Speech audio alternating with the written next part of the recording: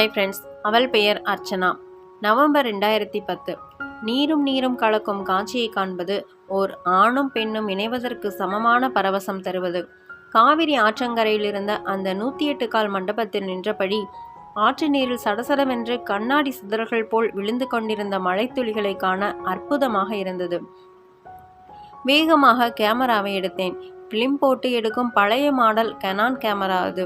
கேமராவில் ஆற்றையும் எதிர்க்கரை மூங்கில் தோட்டத்தையும் தோட்டத்திற்கு நடுவே கரையோரம் ஈரத்தில் நனைந்து கொண்டிருந்த சிறு பிள்ளையார் கோயிலையும் ஃபோக்கஸ் செய்து கிளிக் செய்தேன்.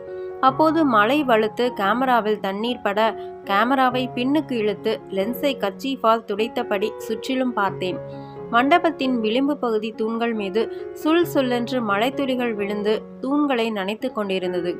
ஊருக்கு ஒதுக்குப்புறமாக யாருமற்ற அந்த மண்டபத்திற்குள்ளிருந்து ஒலித்த புறாக்களின் சத்தம் மழை சத்தத்தோடு இணைந்து ஜூகல் பந்தி இசை போல் இருந்தது. மழை இப்போது மேலும் வலுத்து என் மேல் சாரல் துளிகள் விழுந்த கணத்தில் பல தூண்கள் தள்ளி அந்த காட்சியை கவனித்தேன். ஒரு தூணை ஒட்டி ஆற்றை பார்த்தார் போல் அமர்ந்திருந்த ஒரு பெண்ணின் உடம்பையும் முகத்தையும் தூண் மறைத்திருக்க நீண்டு தரையில் படர்ந்திருந்த அவளுடைய கூந்தலும் தலை மல்லிகை பூவும் மட்டும் தெரிந்தது. வாவ் என்று வேகமாக தூணையும் கூந்தலையும் சேர்த்து கேமராவில் ஃபோக்கஸ் செய்தேன்.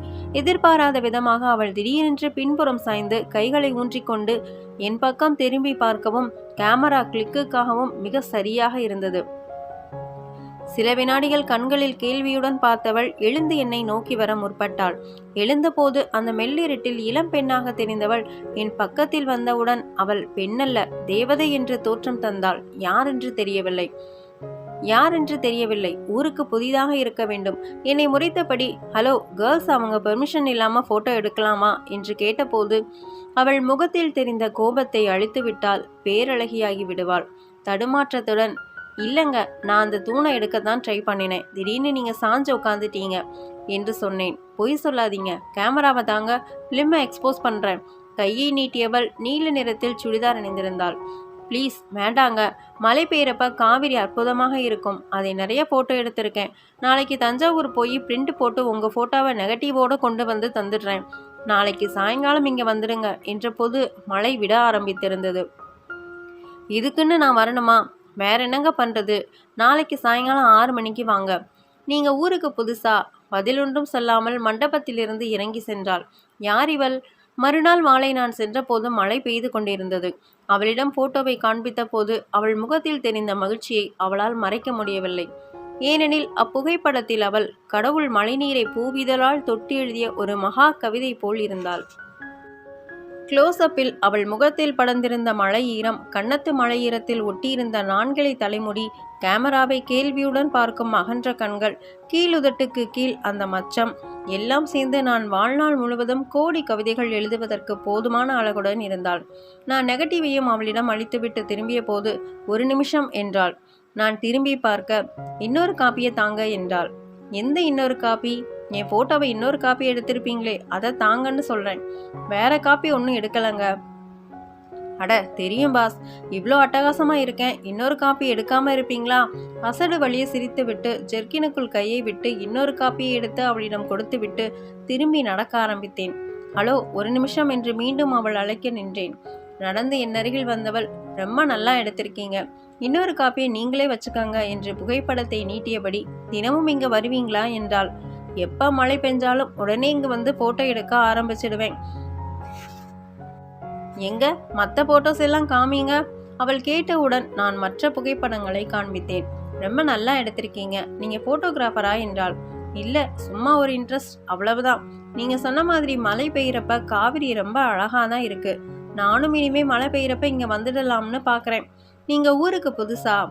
ஆமாம், அப்பா இபியில் ஏஇயா இருக்காரு. இங்கே டிரான்ஸ்ஃபர் ஆயிடுச்சு. போன மாதம்தான் வந்தோம். நீங்கள் இந்த ஊர் தானா? பிறந்ததுலேருந்து இந்த ஊர் தான். காலேஜ் படித்து முடிச்சுட்டு 3 வருஷமாக வெட்டி ஆஃபீஸர் டிஎன்பிசி எக்ஸாமுக்கு ப்ரிப்பேர் பண்ணிகிட்ருக்கேன். இங்கே தான் படிக்கிறதுக்கு வருவேன்.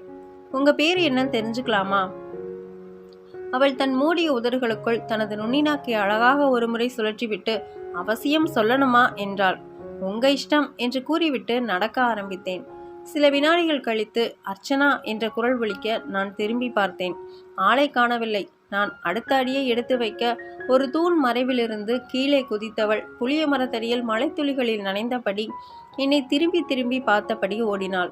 அடுத்த முறை மழை வந்தபோது கல் மண்டபத்துக்கு சென்றேன். அர்ச்சனாவும் வந்திருந்தால் பேசினோம். பிறகு வந்த நாட்கள் ஆகாயத்தை பார்த்தபடியேதான் கழிந்தன.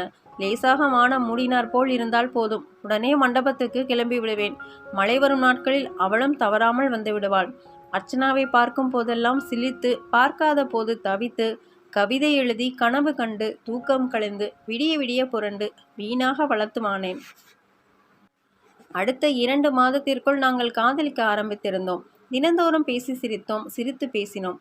அர்ச்சனா, கொஞ்சம் கொஞ்சமாக நான் பைத்தியமா ஆயிட்டிருக்கேன். ராத்திரி படுத்த உடனே ஒரு காதில் நீ பேசுகிற சத்தமும் மறு காதில் நீ சிரிக்கிற சத்தமும் கேட்டுக்கிட்டே இருக்கு.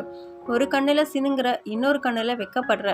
உன்னை பார்த்தா 10வது செகண்டில் கண்ணு உடம்பெல்லாம் சூடாகி இந்த மழையிலையும் மணலாம் கொதிக்குது. நீ வேணும்னா தொட்டு பாரேன். என் ஈரக்கையை தனது நெய் பாலிஷ் விரலால் அழுத்தமாக தொட்ட அர்ச்சனா வேண்டுமென்றே, பயங்கரமா கொதிக்குது, இவ்வளவு ஹீட்டாமா இருப்ப, சுடுது சுடுது என்றால் தனது ஆள்காட்டி விரலை உதறிக்கொண்டே குறும்பு சிரிப்புடன்.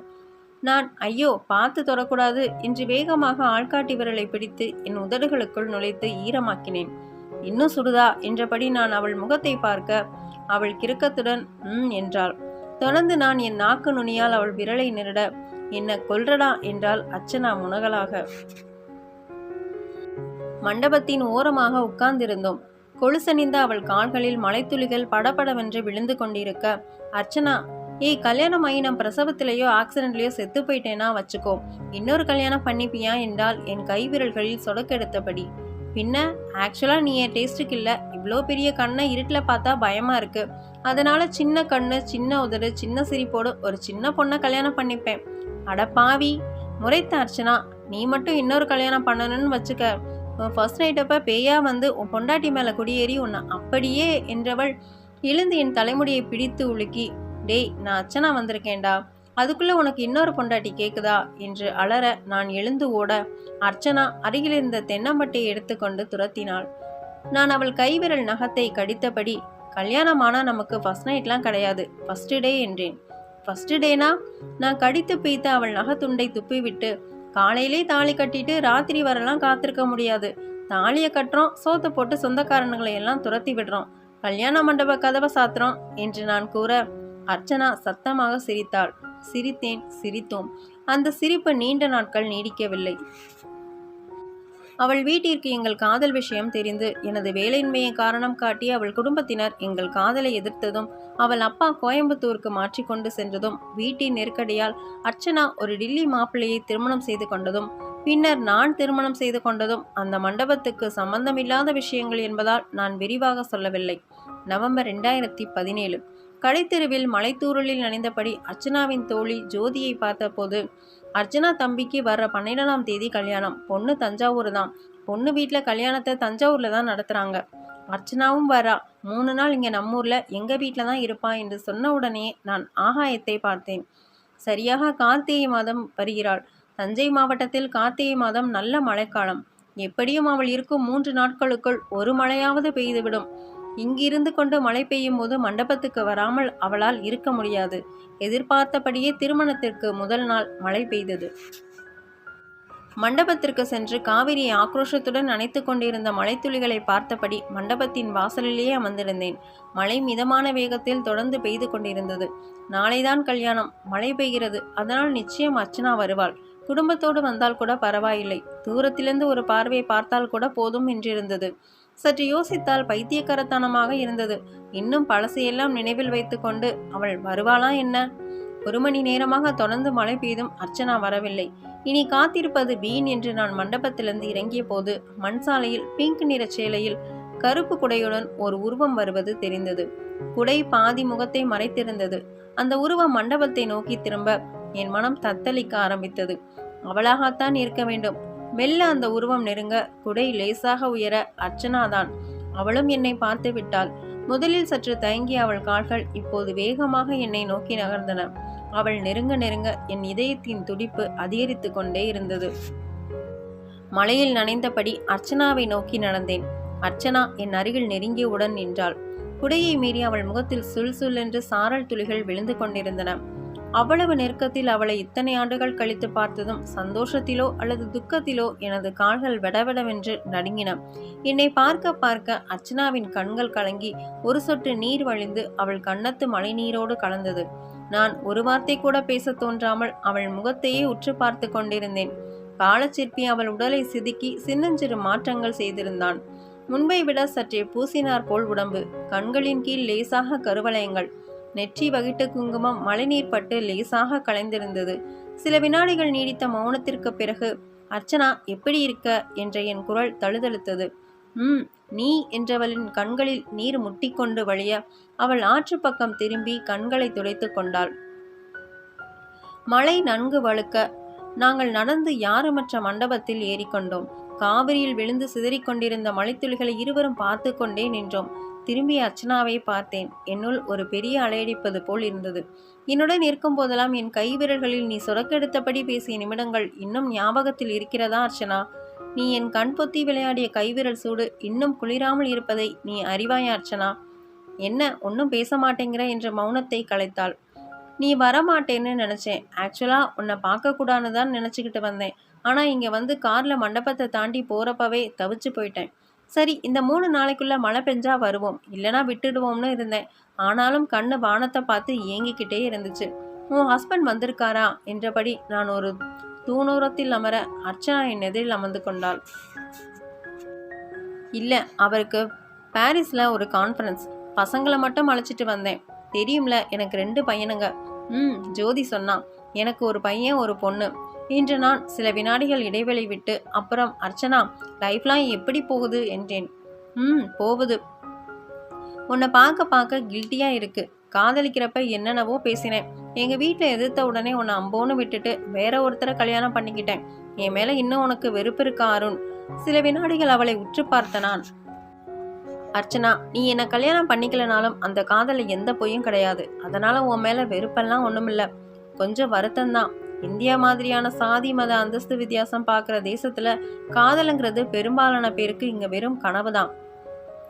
ஆனால் உனக்கு கல்யாணம் ஆகி சரியாக 4 மாதத்தில் எனக்கு கவர்மெண்ட் வேலை கிடச்சிருச்சு. அப்போ தான் நீ ஒரு 6 மாதம் காத்திருந்தா கூட நம்ம ஒன்று சேர்ந்துருக்கலாமோன்னு தோணுச்சு. சரி விடு, என்ன பேசினாலும் நடந்ததெல்லாம் மாற்றிட முடியுமா என்ன? என்னை எப்போவாவது நினச்சிப்பியா? மிக்சி ஓடுற சத்தம், வாஷிங் மிஷின் ஓடுற சத்தத்துக்கு நடுவில் ஹிந்துஸ்தானி மியூசிக் கேட்குற மாதிரி அப்பப்போ உன்னை நினச்சிப்பேன். நீ டிவியில் 7G ரெயின்போ காலனி பாட்டு போட்டால் உயிர் போயிட்டு உயிர் வந்துடும். நினைத்து நினைத்து பார்த்தால் ஒரு லைன் வரும் பாரு, அதை கேட்டேன்னா வீட்டில் யாரும் இல்லைனா கண்ணு கலங்கிடும். என்ன லைன் என்ற நான் தோளில் சாய்ந்து கதைகள் பேச, நமது விதியில் இல்லை சரியா என்றேன். எப்படி கரெக்டாக சொல்கிற? உனக்கும் கண்ணு கலங்குமா? கலங்காது. அந்த லைனை கேட்குறப்போ உன்னை நினச்சிக்குவேன். அதான பார்த்தேன். இத்தனை வருஷம் கழிச்சு என்ன பார்க்குற, கண்ணில் ஒரு சொட்டு தண்ணி வந்துச்சா? நான் என்னெல்லாம் நினச்சிக்கிட்டு வந்தேன் தெரியுமா? என்னை பார்த்த உடனே நீ ஒன்று கதறி கதறி அழுவ. நானும் உன்னை கட்டி பிடிச்சிட்டு அழலாம்னு வந்தேன். நீ என்னன்னா என்னை பார்த்த உடனே டாக்டர் பேஷண்ட் கிட்ட கேட்குற மாதிரி என்றவள் சட்டென்று குரலை மாற்றி நான் பேசியது போல், அர்ச்சனா எப்படி இருக்க என்று உற்சாகமாக நடித்து காட்டினாள். தொடர்ந்து, அர்ச்சனா எங்கள் இப்போதைய நிலை மறந்து அந்த காதல் காலத்தில் இருப்பது போல் என் இடது கை மோதிர விரலை பிடித்து சொடக்கெடுக்க முயற்சித்தபடி, அட அழக்கூட வேணாம், ரொமான்டிக்காக ஒரு லுக்காச்சு விடலாம்ல, என்னடா சொடக்கே வரமாட்டேங்குது என்றபடி என் முகத்தை பார்த்தாள். ஒன்றும் பேசாமல் அவளையே பார்த்து கொண்டிருந்தேன். அப்போதுதான் அவளுக்கு தான் பழைய அர்ச்சனா இல்லை என்பது ஞாபகத்துக்கு வர, சாரி, நான் பழைய நினப்பில் பழக்க தோசத்தில் என்று கையை பின்னிழுக்க நான் அவள் கைவிரல் நகங்களை பார்த்தேன். அப்படியே பிடித்திழுத்து அந்த நகங்களை கடித்து கொண்டே அவளிடம் பேச வேண்டும் என்ற ஆசையை கஷ்டப்பட்டு அடக்கி கொண்டேன். சில வினாடிகள் மழையில் நனையும் எதிர்க்கரையை பார்த்து கொண்டிருந்தவள், இப்போ மூங்கில் தோட்டம்லாம் இல்லையா என்றாள். மூங்கில் தோட்டம் இன்ஜினியரிங் காலேஜ் ஆயிடுச்சு. காவிரி கரை குறுக்கிடுச்சு. வருஷத்துல 6 மாசம் தண்ணி ஓடினாலே பெருசு. அரச மரத்தடி படித்துறையை இடிச்சிட்டாங்க. பிள்ளையார் கோவில் படித்துறையில இப்ப பிள்ளையார் கிடையாது. உன்னோட சேர்ந்து எல்லாம் போச்சு என்று பெருமூச்சு விட்ட நான், ஒன்று மட்டும் இருக்கு என்று ஜெக்கினுக்குள் கையை விட்டு அந்த போட்டோவை எடுத்தேன். ஏய், இந்த மண்டபத்தில் ஃபர்ஸ்ட் டைம் எடுத்த போட்டோவா என்று அர்ச்சனாவின் கண்களில் அப்படி ஒரு வெளிச்சம். வேகமாக நெருங்கி போட்டோவை பார்த்தாள். அவள் அருகில் நெருங்கி அமர்ந்தபடி நானும் போட்டோவை பார்த்தேன். திரும்ப என்னிடம் கொடுத்தவள், எப்படி உன் ஒய்ஃப் கண்ணில் படாம வச்சிருக்க என்றாள். ஆஃபீஸில் வச்சிருக்கேன். ஏய், நான் உன் ஒய்ஃபை பார்த்ததில்ல. அவங்க ஃபோட்டோ இருக்கா?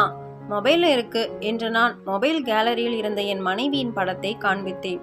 ஏய், செம்ம அழகா இருக்காங்கப்பா, என்னை விட அழகில்ல என்று கேட்க நான் பதில் ஒன்றும் சொல்லவில்லை. தொடர்ந்து அவள், உனக்கு உன் ஒய்ஃப் பிடிக்குமா என்றாள். ரொம்ப பிடிக்கும்.